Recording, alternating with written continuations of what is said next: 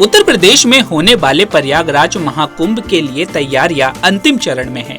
देश विदेश से लाखों श्रद्धालु इस धार्मिक आयोजन में शामिल होने के लिए प्रयागराज पहुंचेंगे। ऐसे में उनकी स्वास्थ्य सुरक्षा को ध्यान में रखते हुए भारतीय रेलवे ने विशेष चिकित्सा सुविधाएं उपलब्ध कराई है। रेलवे ने 24/7 ऑब्जर्वेशन रूम की व्यवस्था की है ताकि किसी भी आपातकालीन स्थिति में तीर्थ यात्रियों को तुरंत उपचार मिल सके। में बहुत बड़ी संख्या में लोग आते हैं और लोगों की ऐसी आस्था होती है कि बहुत सारे जो हमारे बुजुर्ग लोग हैं या इवन हर आयु वर्ग के लोग हैं, उनमें बहुत सारे लोगों की ऐसी आस्था भी होती है कि हम स्नान के बाद ही कुछ खाएंगे पिएंगे या और उन्हें कोई रेगुलर कोई मेडिकेशन पे चल रहे होते हैं, तो या अथवा अधिक भीड़ होने के कारण या ठंड बहुत अधिक है इस कारण से अथवा किसी अन्य कारण से भी कोई न कोई स्वास्थ्य संबंधी समस्या उत्पन्न होने की संभावना रहती है। तो रेल प्रशासन इसको लेके सतर्क है और हम लोगों ने जो 2019 का कुंभ था उसमें भी 1 लाख से अधिक लोगों को ओपीडी और लगभग 3000 लोगों को क्रिटिकल जो स्थिति में थे उनको भी चिकित्सा सुविधा प्रदान की थी और कोई भी कैजुअलिटी होने नहीं दी थी।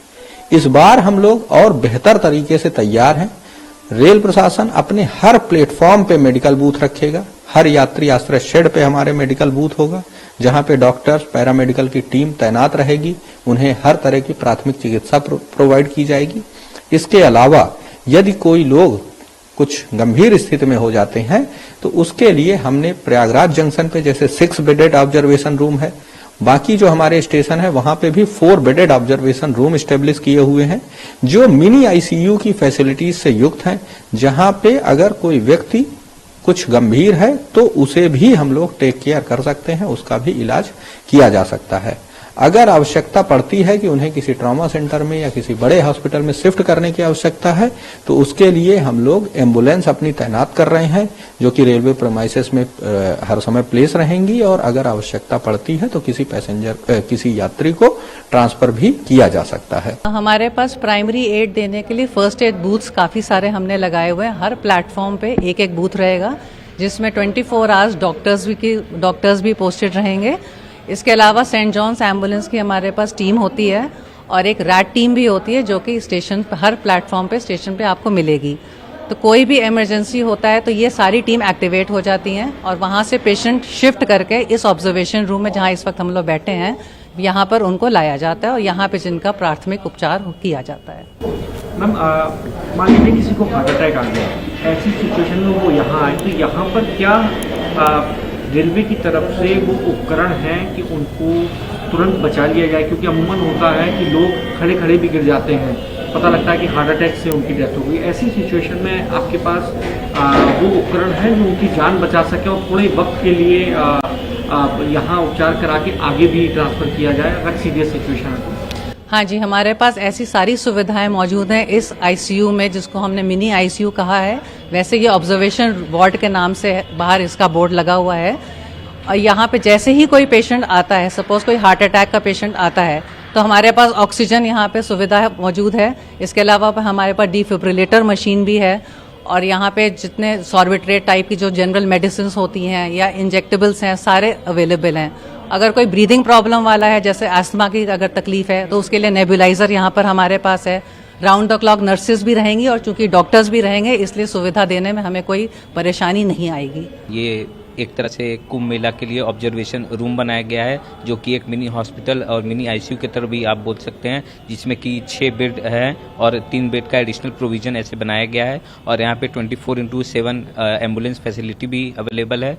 यहाँ पे जो भी मेले घूमने आएंगे शरणार्थी उनके लिए फर्स्ट एड के लिए सारी व्यवस्था यहाँ पे मौजूद है। जैसे कि अगर किसी को छाती में दर्द हो जाता है या किसी को अनरिस्पॉन्सिवनेस या किसी को फ्रैक्चर या कोई भी समस्या ऐसे हो जाती है तो उसके लिए सभी सुविधा यहाँ पे मौजूद है, जैसे कि कार्डियक मॉनिटर, ऑक्सीजन, डिफिब्रिलेटर और स्ट्रेचर। और जैसे कि शिफ्टिंग के समय कोई समस्या ना आए तो यहाँ पे एक एडवांस लेवल की स्ट्रेचर मौजूद है और ऑक्सीजन कंसंट्रेटर मशीन है, सक्शन मशीन है। किसी को ब्लीडिंग हो जाता है, ट्रॉमा हो जाता है तो सक्शन करने में सक्शन मशीन भी यहाँ पे मौजूद है और कार्डियक अरेस्ट के दौरान डिफिब्रिलेटर जिसको कहते हैं, यहाँ पे ऑटोमेटिक डिफिब्रिलेटर मशीन भी है, और कार्डियक मॉनिटरिंग के लिए, SpO2 मॉनिटरिंग के लिए, और जैसा कि देख सकते हैं पीछे सारी फर्स्ट एड की दवाएं, और अगर किसी को ट्रॉमा हो जाता है, फ्रैक्चर हो जाता है तो उसके लिए बैंडेजिंग करना, और ये सब भी सारी चीज़ें हैं,